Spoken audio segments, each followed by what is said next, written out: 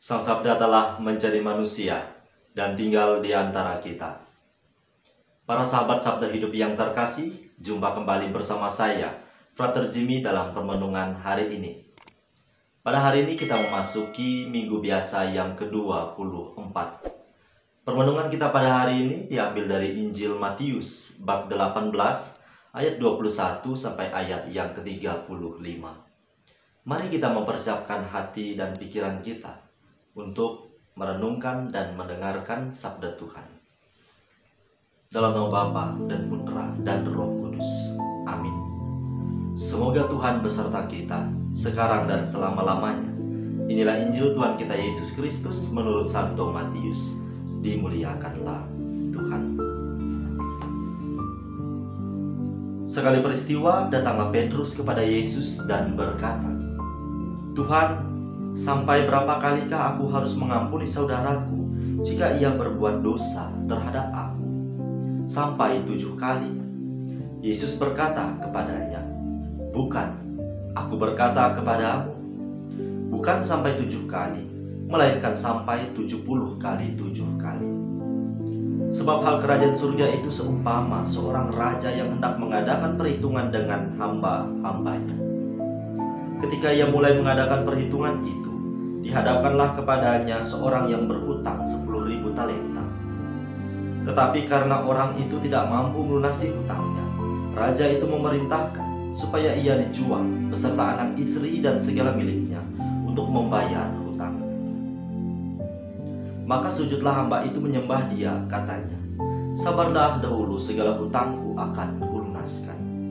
Lalu tergeraklah hati raja itu oleh belas kasihan akan hamba itu, sehingga ia membebaskannya dan menghapuskan hutangnya. Tetapi ketika hamba itu keluar, ia bertemu dengan seorang hamba lain yang berhutang 100 dinar kepadanya. Ia menangkap dan mencekik kawannya itu, katanya, 'Bayar hutangmu.' Maka sujudlah kawannya itu dan memohon kepadanya, 'Sabarlah dahulu, hutangku itu akan kulunaskan.' Tetapi ia menolak dan menyerahkan kawannya itu ke dalam penjara sampai dilunaskannya segala hutang itu. Melihat itu kawan-kawannya yang lain sangat sedih, lalu menyampaikan segala yang terjadi kepada tuan mereka. Maka raja itu menyuruh memanggil hamba pertama tadi dan berkata kepadanya, 'Hai hamba yang jahat, seluruh hutangmu telah kuhapuskan karena engkau memohonnya kepadaku. Bukankah engkau pun harus mengasihani kawanmu seperti aku telah mengasihani engkau?' Maka marahlah tuannya itu dan menyerahkan dia kepada algojo sampai ia melunaskan seluruh hutangnya. Demikianlah Bapakku yang di surga akan berbuat terhadap kamu apabila kamu masing-masing tidak mengampuni saudaramu dengan segenap hatimu." Demikianlah Injil Tuhan. Terpujilah Kristus. Para sahabat Sabda Hidup yang terkasih, dimanapun Anda berada, salam sehat untuk kita semua. Setiap dari kita tentu pernah memiliki pengalaman yang tidak mengenakan dalam kehidupan ini, yaitu pengalaman disakiti, ditinggalkan, dikucilkan, dan lain sebagainya. Pertanyaan saya di awal permenungan ini, saat kita mengalami pengalaman yang demikian, pernahkah kita segera mengampuni, memaafkan pribadi-pribadi yang telah melukai hati kita? Tindakan mengampuni bukanlah tindakan yang mudah, karena hidup kita amatlah besar digerakkan oleh perasaan.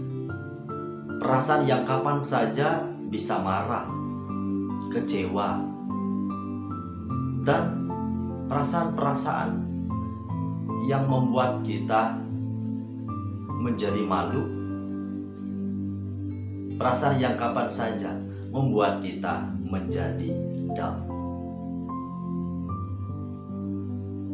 Apakah saat-saat kita mengalami pengalaman yang menyakitkan ini, kemauan untuk memaafkan, mengampuni dapat terjadi dalam diri kita masing-masing? Yesus dalam bacaan Injil yang barusan saja kita dengar tadi mengajak kita untuk mampu menjadi pribadi pemaaf yang memiliki belas kasih, kesiapsediaan, mengampuni tanpa batas. Ketika Petrus bertanya kepada Yesus, "Tuhan, sampai berapa kalikah aku harus mengampuni mereka yang berbuat jahat kepadaku? Sampai 7 kalikah?" Tetapi Yesus menjawab di sana, "Aku berkata kepadamu, bukan sampai 7 kali, melainkan sampai 70 kali 7. Para sahabat Sabda Hidup yang terkasih, yang Yesus mau katakan dalam permenungan hari ini, perkara mengampuni bukan hanya soal jumlah, harus berapa kali kita mengampuni mereka, melainkan soal kualitas hati kita.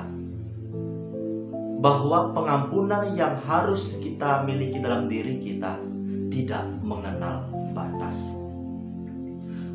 Maka tindakan mengampuni ini digambarkan dalam Injil pada hari ini sebagaimana seorang raja yang mengampuni hamba yang berhutang 10.000 talenta kepadanya. Raja ini diceritakan tergerak hatinya oleh belas kasihan sehingga ia mengampuni kesalahan dari hamba ini. Akan tetapi kita melihat dua sikap yang berbeda. Hamba yang telah memperoleh pengampunan dari sang raja ini, ketika ia menagih hutang sesamanya, ia berlaku yang bertolak belakang dari sikap sang raja. Hamba ini justru mencekik teman yang tidak dapat membayar hutang ini tadi, bahkan menjebloskannya ke dalam penjara.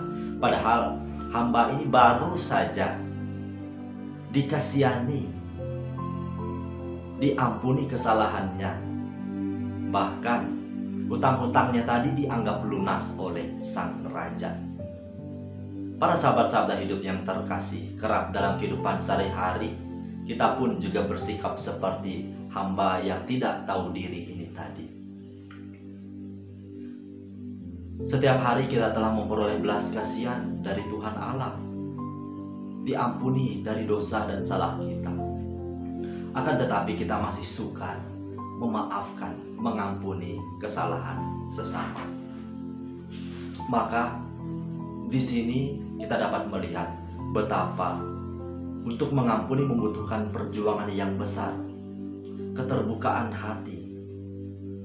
Maka dari itu para sahabat Sabda Hidup yang terkasih, Injil pada hari ini sekiranya mampu menjadi bahan permenungan yang harus kita refleksikan lebih mendalam. Demikianlah Bapakku yang di surga akan berbuat terhadap kamu apabila kamu masing-masing tidak mengampuni saudaramu dengan segenap hatimu. Pertanyaan saya, mengapa kok kita harus mengampuni mereka yang berbuat salah kepada kita? Alasannya hanya satu, yaitu karena pertama-tama kita telah memperoleh belas kasihan dan pengampunan dari Tuhan Allah. Apabila kita tidak mau mengampuni sesama kita, maka sekiranya Injil pada hari ini menjawab itu semua. Kita pun tidak akan memperoleh pengampunan dari Allah Bapa. Semoga permenungan singkat ini sungguh mampu membawa inspirasi dalam perjalanan iman kita sepanjang hari ini.